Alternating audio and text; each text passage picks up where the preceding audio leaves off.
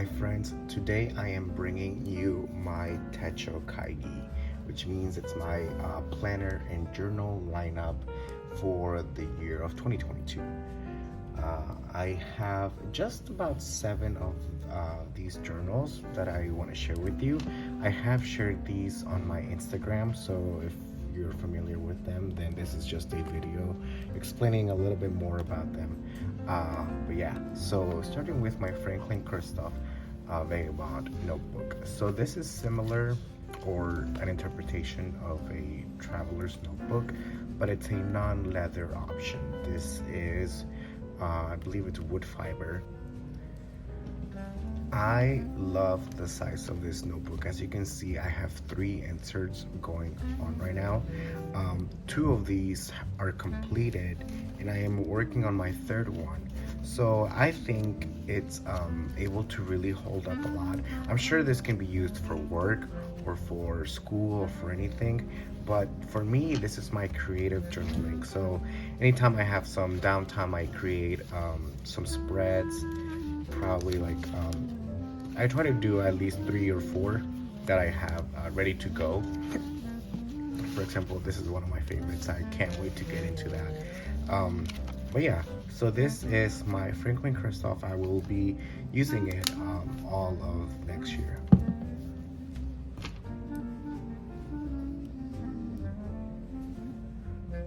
My next planner is a plotter, and it's in the A5 size, and it is just one of the most beautiful items I have ever seen. I got this back in June, and I can still smell how wonderful this leather is. It's got a beautiful rose gold finish on this band, which is a signature for this item, for the plotter. So I am using this specifically more for work. I use it also a little bit for personal, as well as for my podcast, but it is mainly a work tool.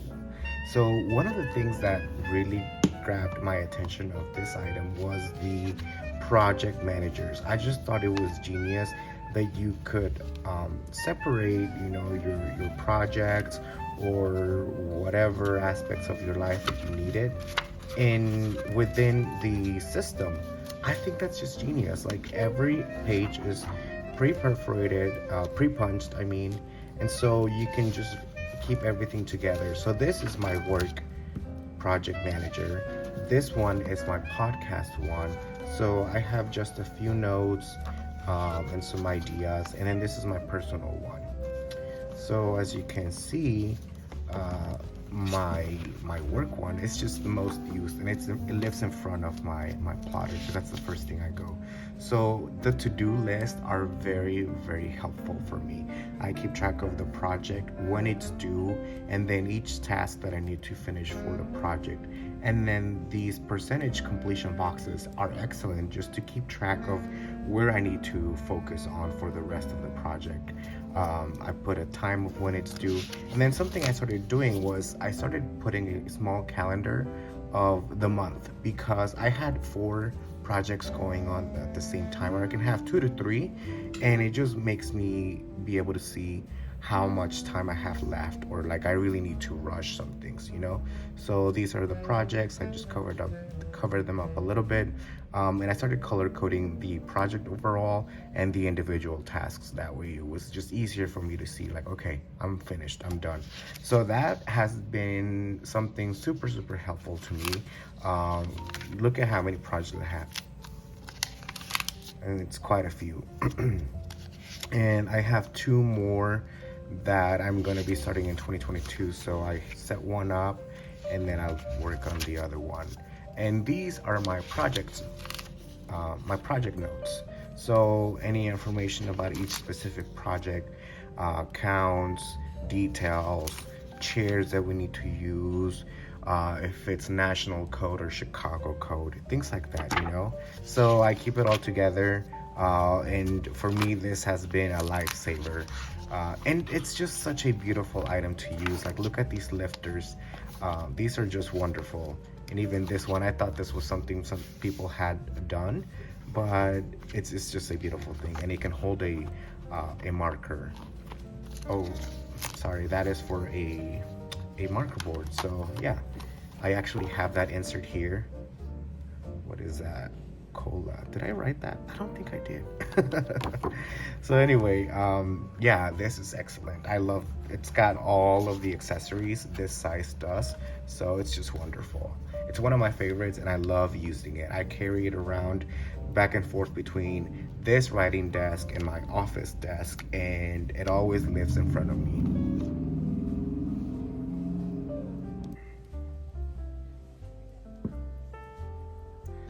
The other planner in my lineup is something that I've already talked about, which is the Nemo Cena diary. But like I said, I bought one for 2022. I just thought it was really helpful. It's super slim. It's very compact, so it's not like a burden to carry. It's got the full year of 2022, the full 2023 for any future logging or any future dates. I think I put here, oh, I put here birthdays for, okay, I think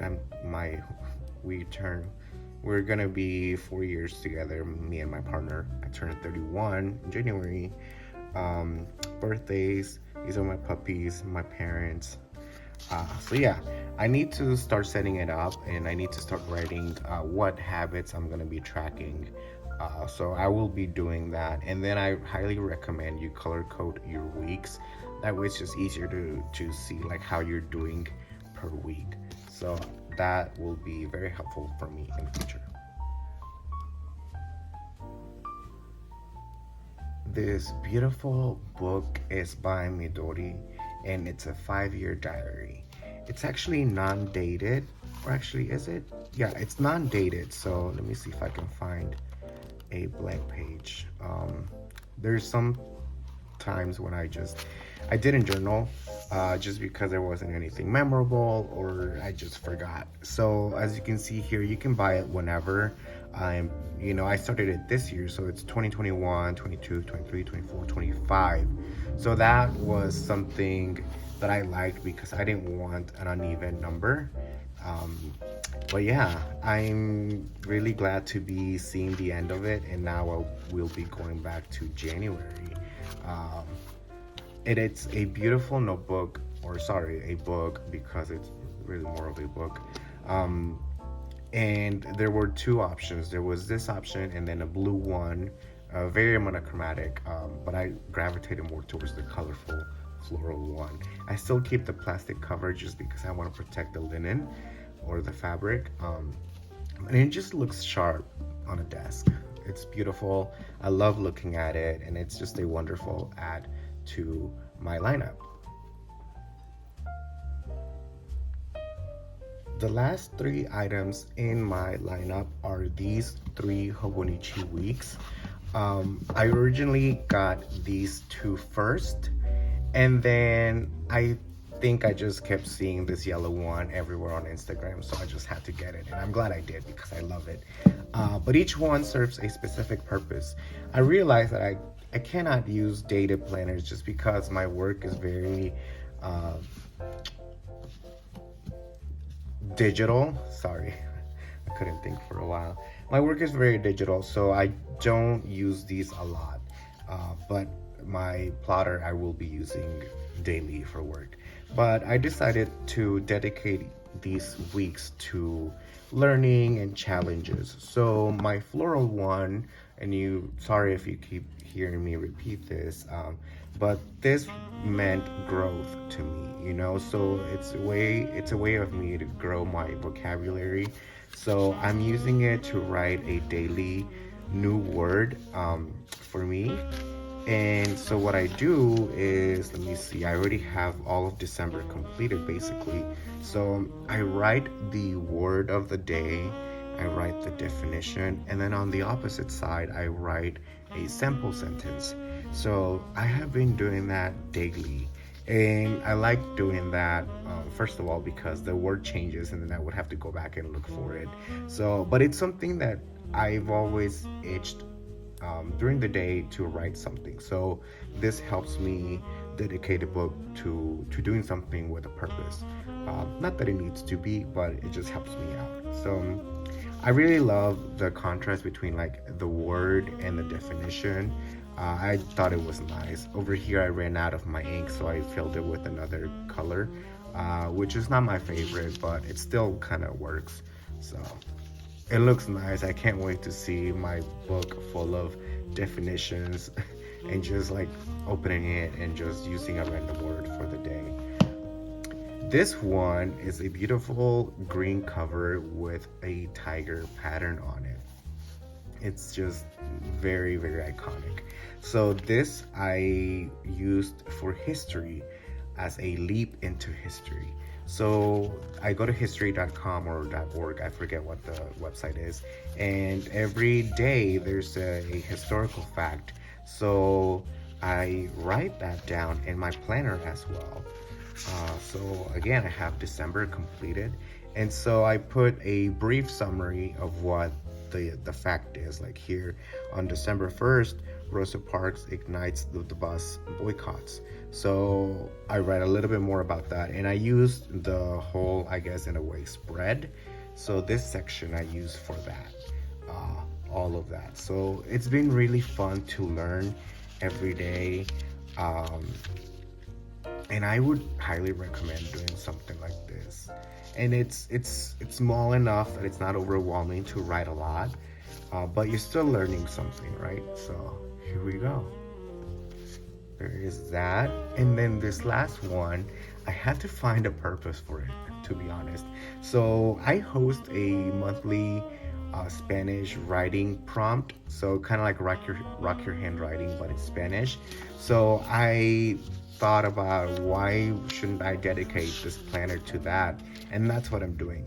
On this side, I do my Spanish writing prompts, and then on the opposite page, I was like, what am I going to do with that? So I found that April from Penguins Creative, as well as some other people in the community, host a monthly Hobonichi challenge. And what a perfect way to marry those projects together in a Hobonichi, right? So I've been doing some watercolor sketches. They're not great, they're not the best. It's just me practicing because I always take watercolor classes and never do anything with them. But I've been having fun. It's been like fun to doodle and sketch and just use my little watercolors. I use some really cheap ones, but for this purpose, it works. So yeah, it's been fun. I love seeing the pages crinkle like that. So I can't wait to see how the full planner looks in the future. And that is my lineup. Do you have one?